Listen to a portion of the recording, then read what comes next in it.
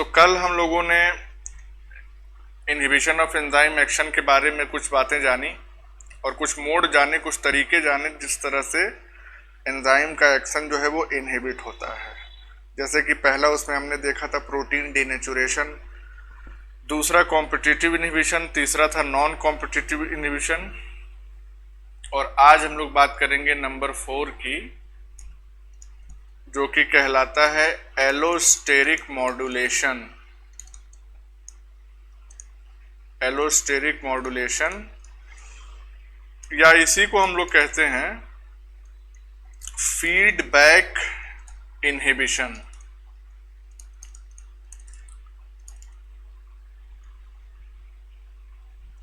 Inhibit करना मतलब तो जानते ही हुए एंजाइम की एक्टिविटी को स्टॉप कर देना, रोक देना, वही इनहिबिट करना होता है। तो आज हम लोग एलोस्टेरिक एंजाइम्स में कैसे ये एंजाइम एक्टिविटी इनहिबिट होती है उसके बारे में थोड़ा सा चर्चा करेंगे। बहुत डिटेल में नहीं जाएंगे, लेकिन कोर कॉन्सेप्ट्स तो देखना ही पड़ेगा। तो देखो, ये जो टाइप ऑफ इनहिबिशन होता है ये कहाँ पाया जाता है? जाहिर सी बात है, नाम से ही क्लियर है, फाउंड इन एलोस्टेरिक एंजाइम्स। ऐसे एंजाइम्स जिनमें एक से ज़्यादा साइट्स होती हैं, एक एक्टिव साइट होती है और उसके अलावा जो साइट्स होती हैं वो एलोस्टेरिक साइट्स होती हैं। इसका डायग्राम भी कल हम लोगों ने देखा था। अब ये जो इनहिबिशन का टाइप है फीडबैक इनहिबिशन, वो कैसा टाइप है? It is non competitive inhibition.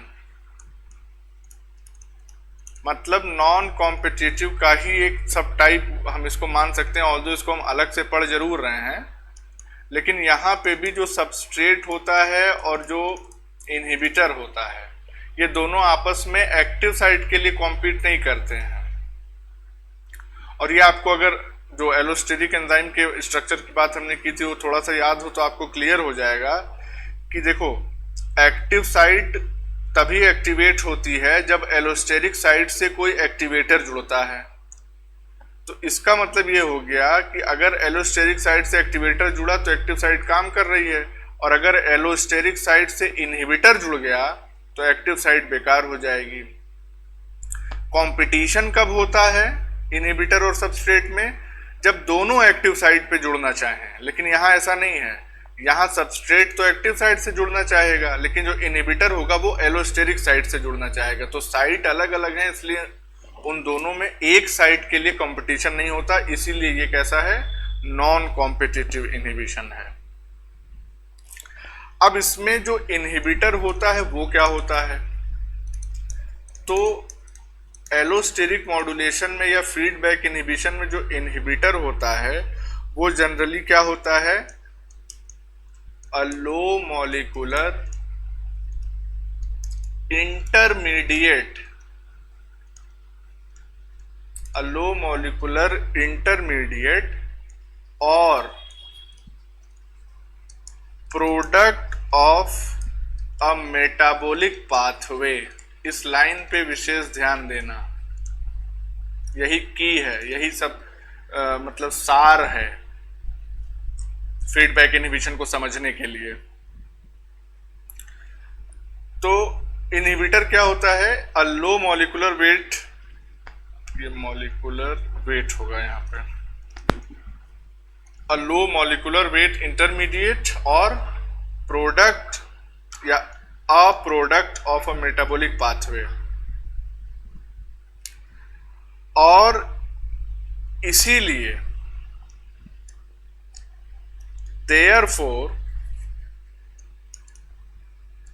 this type of inhibition is also called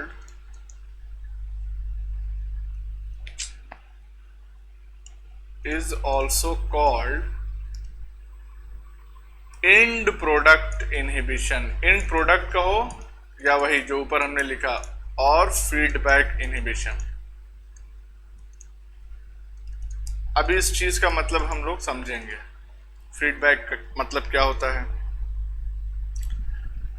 अच्छा, इनहिबिटर को हम क्या कह सकते हैं? Inhibitor can also be called as modulator. ये हम पहले ही बता चुके हैं कॉन्सेप्ट। मॉड्यूलेटर दो टाइप के होते हैं, इनहिबिटर हो सकता है या एक्टिवेटर हो सकता है।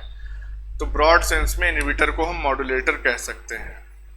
अब इस चीज को, इस पॉइंट को, ये वाला जो है, इसको थोड़ा सा हाईलाइट कर दें अलग से। ये क्या है? ये इंपॉर्टेंट पॉइंट है। इसको हम लोग समझेंगे by the help of an example. Example से चीजें ज्यादा अच्छे से क्लियर होती हैं। तो इसमें हम लोग एग्जाम्पल लेते हैं, और एग्जाम्पल क्या है? Stoppage of activity of hexokinase. Hexokinase एक एंजाइम होता है जो ग्लाइकोलिसिस में इन्वॉल्व होता है। और हमको मालूम है कि ग्लाइकोलिसिस क्या है? एक मेटाबॉलिक पाथवे है जिसमें 10 चेन रिएक्शंस या 10 रिएक्शंस एक दूसरे से लिंक्ड होती हैं, यानी 10 स्टेप का मेटाबॉलिक पाथवे होता है ग्लाइकोलिसिस। हेक्सोकाइनेज को हम लोग ग्लूकोकाइनेज के नाम से भी जानते हैं। तो stoppage of activity of hexokinase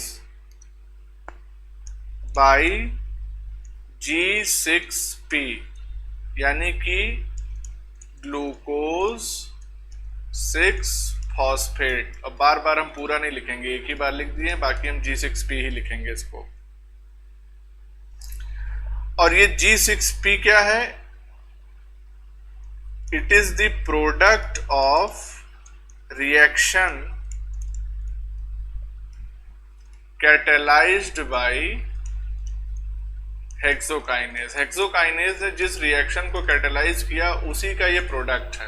तो रिएक्शन होती कैसे है? रिएक्शन भी हम लोग देख लेते हैं।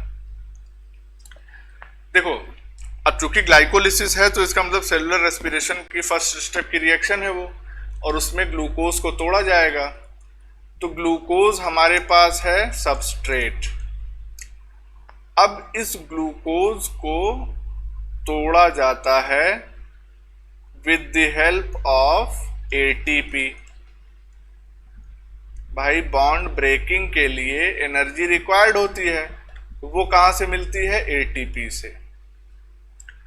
अच्छा, अब इस रिएक्शन में जो एंजाइम इस्तेमाल होता है वो एंजाइम कौन सा होता है? हेक्सोकाइनेज, या इसी का दूसरा नाम क्या लिखे थे अभी? ग्लूकोकाइनेज। जब ग्लूकोकाइनेज ग्लूकोज और एटीपी पे एक्ट करता है तो हमको प्रोडक्ट के तौर पे क्या मिलता है? G6P। और इधर क्या हुआ? ADP निकल गया। भाई, ATP था ऊपर, ATP से एक फॉस्फेट अलग हुआ और एनर्जी निकली, और उसके बाद उस एनर्जी और उस फॉस्फेट का इस्तेमाल करते हुए ग्लूकोज से ग्लूकोज 6 फॉस्फेट तैयार हो गया। किस एंजाइम ने किया? हेक्सोकाइनेज ने। अब होता ये है, ये पहली स्टेप है ग्लाइकोलिसिस की। फर्स्ट स्टेप या नंबर 1 रिएक्शन होती है, पहला स्टेप। अब होता क्या है? इसके बाद होना है सेकेंड स्टेप। तो सेकेंड स्टेप में क्या होता है कि G6P जो है वो कन्वर्ट हो जाता है F6P में, फ्रक्टोज 6 फॉस्फेट में। ये सेकेंड स्टेप है। और यहाँ जो एंजाइम इस्तेमाल होता है वो होता है आइसोमेरेज। याद करिए, जब एंजाइम के क्लासेस पढ़ा रहे थे ग्रुप्स, तो उसमें हमने आइसोमेरेज का जिक्र किया था। तो यहाँ पे कुछ नहीं, सिर्फ ग्लूकोज का फ्रक्टोज में आइसोमेराइजेशन हो गया है। तो ये सेकेंड स्टेप है। ये इस रिएक्शन का पार्ट नहीं है, इस प्रोसेस को समझाने के लिए सेकंड स्टेप की रिएक्शन भी हमने लिख दी है। अब समझिए, अगर ये सेकंड स्टेप वाली रिएक्शन नहीं हो रही होगी तो इसका मतलब क्या होगा कि G6P का कंसंट्रेशन लगातार बढ़ता चला जाएगा, क्योंकि भाई सेकंड स्टेप हो ही नहीं रहा है, तो G6P F6P में कन्वर्ट ही नहीं हो रहा है। तो G6P का कंसंट्रेशन बढ़ता चला जाएगा, क्योंकि हेक्सोकाइनेज अपनी एक्टिविटी शो कर ही रहा है, वो ग्लूकोज और ATP से मिलकर G6P बना रहा है। लेकिन इस चीज को चेक करना है, क्योंकि हमने आपको शुरू में ही बताया था लिविंग स्टेट क्या होती है, वो स्टेडी स्टेट होती है जिसमें हर एक मॉलिक्यूल, हर एक बायो मॉलिक्यूल या बायोकेमिकल का जो कंसंट्रेशन है उसको रेगुलेट किया जाता है, उसको with in a narrow range या नॉर्मल लिमिट में रखना पड़ता है। तो ऐसा संभव नहीं है कि ये G6P जो है वो लगातार बढ़ता चला जाए अनलिमिटेड। तो यही इस स्टेप पे फीडबैक इनहिबिशन काम आता है, और जैसे जैसे G6P का कंसंट्रेशन बढ़ता जाता है तो up to a certain level तो ठीक है, लेकिन जैसे उस लेवल के बियॉन्ड जाता है this G6P what it does, it inhibits hexokinase, यानी खुद को बनाने वाले एंजाइम को ही ये इनहिबिट कर देता है। और जब इसने हेक्सोकाइनेज को इनहिबिट कर दिया तो अब नया G6P नहीं बनेगा, और ऑलरेडी जो G6P यहाँ पे मौजूद है जब सेकंड स्टेप होने लगेगा तो ये G6P कम हो जाएगा, और जैसे ही कम होगा ये इनहिबिशन खत्म हो जाएगा या हट जाएगा, और फिर से नया G6P हेक्सोकाइनेज बनाने लगेगा। तो इसका मतलब क्या हो गया कि ये जो G6P है, या हम कहें इस रिएक्शन का जो प्रोडक्ट है, वही इनहिबिटर की तरह एक्ट कर रहा है। तो यही स्टेटमेंट हमने ऊपर लिखी है कि इनहिबिटर क्या है, अ लो मॉलिक्यूलर वेट इंटरमीडिएट और a product of a metabolic pathway. तो यहाँ तो बेसिकली अगर हम बात करें तो ये इंटरमीडिएट ही है, क्योंकि अभी तो पहली स्टेप हुई है रिएक्शन की, अभी तो 9 स्टेप बाकी ही हैं। तो यहाँ पे ये इंटरमीडिएट की तरह इनहिबिटर रोल प्ले कर रहा है। तो इस तरह से एलोस्टेरिक मॉड्यूलेशन या फीडबैक इनहिबिशन होता है। तो ये चीज यहाँ पे कंप्लीट हो गई। अब इसके बाद एंजाइम में जो लास्ट पार्ट बचा हुआ है वो हम बात करेंगे थोड़ा सा फिर से केमिकल नेचर ऑफ एंजाइम की। ऑलरेडी उसमें डिस्कशन कर चुके हैं, लेकिन फिर से उसको हमको देखना है। तो नेक्स्ट जो हमारा टॉपिक है वो है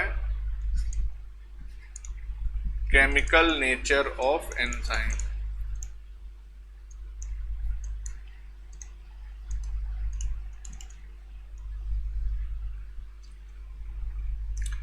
तो देखो केमिकल नेचर भाई वो तो खैर हम जानते ही हैं कि प्रोटीन का ही बना होता है। ऑलमोस्ट सारे एंजाइम जो प्रोटीन के बने होते हैं, कुछ एंजाइम्स जो है वो आरएनए के भी बने होते हैं जिसको हम लोग राइबोजाइम कहते हैं। तो यहाँ पे chemical nature of enzyme slash types of enzyme कह दें तो हेडिंग क्लियर हो जाएगी। अब यहाँ पे देखो एंजाइम्स जो है वो basically on the basis of their composition की वो किस चीज के बने हुए हैं या किन किन चीजों से बने हुए हैं, उसके बेसिस पे दो टाइप के हैं, यानी कि बेस्ड ऑन कॉम्पोजिशन। तो जो पहला टाइप होता है उसको हम कहते हैं सिंपल एंजाइम, और दूसरा जो टाइप है उसको हम कहते हैं कॉन्जुगेट एंजाइम। अब जो सिंपल एंजाइम होता है इसमें क्या हिसाब किताब है कि ये केवल और केवल प्रोटीन का बना होता है, यानी completely made up of only protein. Protein के अलावा और कोई भी चीज नहीं होगी जो इस एंजाइम को बना रही होगी। तो उस केस में इसको हम कहेंगे सिंपल एंजाइम, यानी कि there is no additional group, कोई भी अतिरिक्त ग्रुप जो है वो नहीं होगा, एडिशनल ग्रुप नहीं प्रेजेंट होगा, सिर्फ और सिर्फ प्रोटीन का बना होगा ये। जैसे कि एग्जांपल अगर हम यहाँ पे लेना चाहें तो हमारे पास है पेप्सिन, ट्रिप्सिन, यूरिएज, ये सब जो है यूरिएज जो है वो बीन्स में पाया जाता है, किडनी बीन्स वगैरह में। तो ये सब एंजाइम्स जो हैं वो सिर्फ और सिर्फ प्रोटीन के बने होते हैं, इसीलिए इनको कहा जाता है सिंपल एंजाइम। अब हम आ जाते हैं कॉन्जुगेट एंजाइम्स। तो कॉन्जुगेट एंजाइम्स क्या होते हैं? ये दो चीजों के से मिलके बने होते हैं, यानी कि फॉर्म्ड ऑफ टू पार्ट्स। पहला जो पार्ट होता है वो होता है प्रोटीन, यानी कि अ प्रोटीन पार्ट, जिसको हम क्या कहते हैं? Known as apoenzyme. तो जो प्रोटीन वाला हिस्सा है उसको कहा जाता है एपोएंजाइम, और जो दूसरा हिस्सा होता है सेकंड पार्ट, वो नॉन प्रोटीन पार्ट होता है, वो प्रोटीन का नहीं बना होता है। तो a non protein part known as cofactor. और ये जब दोनों जुड़ जाते हैं, यानी कि प्रोटीन पार्ट और नॉन प्रोटीन पार्ट दोनों जब जुड़ जाते हैं, तब उस एंजाइम को हम कहते हैं होलो एंजाइम, यानी कंप्लीट एंजाइम। तो ऐसे लिख सकते हैं हम यहाँ पे, holoenzyme is equal to apoenzyme plus cofactor. ठीक है। तो इसका मतलब ये हो गया कि होलो एंजाइम क्या है? Holo enzyme is the complete enzyme, या कंप्लीट कॉन्जुगेट एंजाइम भी हम इसको कह सकते हैं। ये होता है होलो एंजाइम। इस तरह से क्वेश्चन आता है कि holoenzyme is equal to apoenzyme plus cofactor, या apoenzyme is equal to holoenzyme plus cofactor. तो इसी तरह से 4 तरीके के बना देते हैं वेरिएशंस, तो उसमें आपको ध्यान रखना होता है। तो इसीलिए इसी फॉर्म में हमने लिख दिया। अब यहाँ पे ध्यान देने वाली बात क्या है कि जो एक्टिव साइट होती है,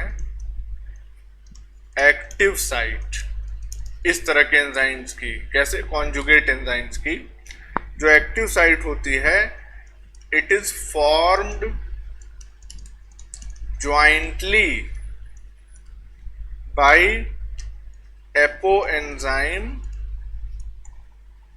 एंड कोफैक्टर।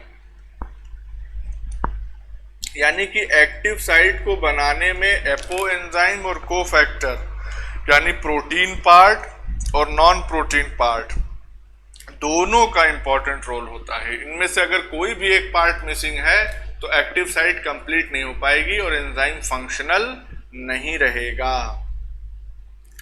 तो अब जो है एपोएंजाइम तो आप समझ गए कि ये प्रोटीन वाला पार्ट है। अब हम मेनली कोफैक्टर के बारे में थोड़ा सा डिस्कस करेंगे डिटेल में, क्योंकि इसी को ज्यादा समझना है।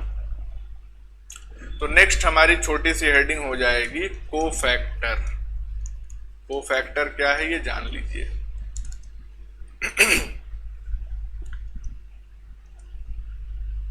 कोफैक्टर जो होते हैं वो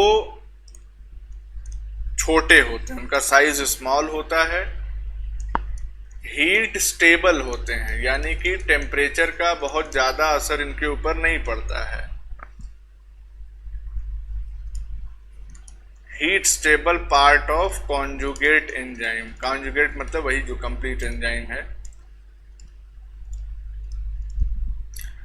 अब ये जो कोफैक्टर है वो ऑर्गेनिक भी हो सकता है और इनऑर्गेनिक भी हो सकता है। तो ये बात आप समझ लें। टाइप को हम इस तरह से दिखा सकते हैं। यहाँ पे कोफैक्टर जो है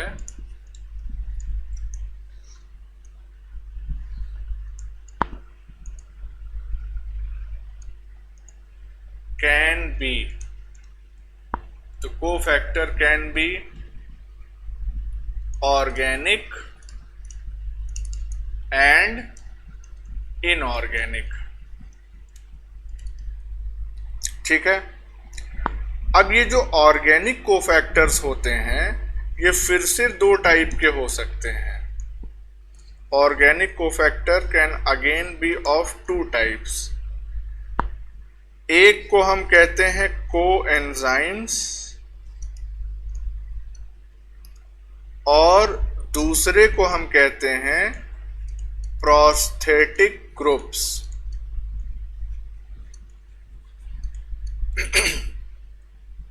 समझ में आया?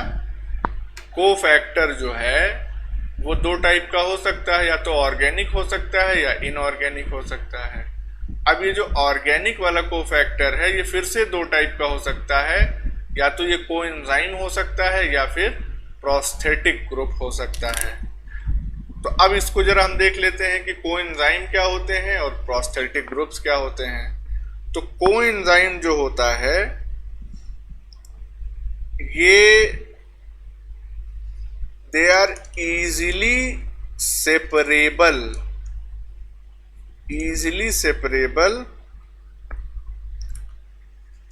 नॉन प्रोटीन, ये तो आप ऊपर से ही समझ रहे हैं, ऑर्गेनिक कोफैक्टर्स। कोएंजाइम्स ऐसे ऑर्गेनिक कोफैक्टर्स होते हैं which are easily separable from the enzyme, यानी एंजाइम से इनको बहुत आसानी से अलग किया जा सकता है। और अगर प्रोस्थेटिक ग्रुप्स की हम बात करें तो प्रोस्थेटिक ग्रुप्स क्या होते हैं? ये भी नॉन प्रोटीन ऑर्गेनिक फैक्टर्स ही ऑर्गेनिक कोफैक्टर्स ही होते हैं, लेकिन they are firmly attached to apoenzymes. इसका मतलब ये हो गया कि they can not be easily separated from apoenzyme.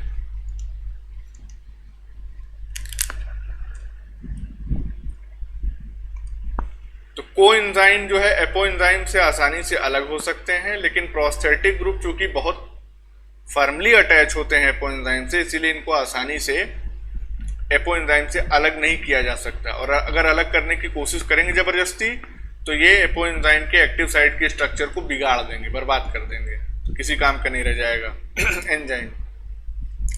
जैसे कि एग्जाम्पल अगर हम यहाँ पे लें प्रोस्थेटिक ग्रुप का, तो प्रोस्थेटिक ग्रुप का एग्जाम्पल है हीम, है ना। तो हीम में क्या होता है? आयरन। हाँ, मतलब हीम में बेसिकली होता है कंटेन्स आयरन। अब हीम जो है वो कई अलग अलग एंजाइम के लिए प्रोस्थेटिक ग्रुप का काम कर सकता है, और जरूरी नहीं है कि सिर्फ एंजाइम्स के लिए ही करे, अलग अलग टाइप के प्रोटीन्स के लिए भी कर सकता है। तो जैसे कि हीम कहाँ कहाँ पाया जाएगा? इन साइटोक्रोम्स जहाँ पे सेलुलर रेस्पिरेशन स्पेशली ETS यानी इलेक्ट्रॉन ट्रांसपोर्ट सिस्टम चलता है। उसके बाद हीमोग्लोबिन, उसके बाद मायोग्लोबिन, उसके बाद इन ही लिख दें, क्या ये डैश दे रहे हैं? इन कैटलेज एंजाइम होता है। इन परोक्सीडेज भी एंजाइम होता है। और ये दोनों एंजाइम करते क्या है? कैटलेज और परोक्सीडेज, ये दे ब्रेक डाउन H2O2, यानी कि ये H2O2 क्या हो गया, hydrogen peroxide into H2O and O2। तो कैटलेज और परऑक्सीडेज जो है वो हाइड्रोजन परऑक्साइड को वाटर और ऑक्सीजन में ब्रेक करने वाले एंजाइम होते हैं। तो ठीक है, तो ये बात समझ में आ गई। अच्छा, अब अगर यहाँ पे हम इसका एग्जाम्पल लेना चाहें कोएंजाइम का, तो बहुत से जो विटामिन्स होते हैं वो कोएंजाइम की तरह एक्ट करते हैं। ठीक है, अब बात ये है कि कोएंजाइम और प्रोस्थेटिक ग्रुप्स का काम क्या होता है, हैं? भाई क्यों ये मौजूद होते हैं एंजाइम के स्ट्रक्चर में, यानी एपोएंजाइम के साथ? तो इनका बड़ा इंपॉर्टेंट रोल है। जनरल पॉइंट यहाँ पे हम अगर डिस्कस कर दें कि both coenzyme and prosthetic group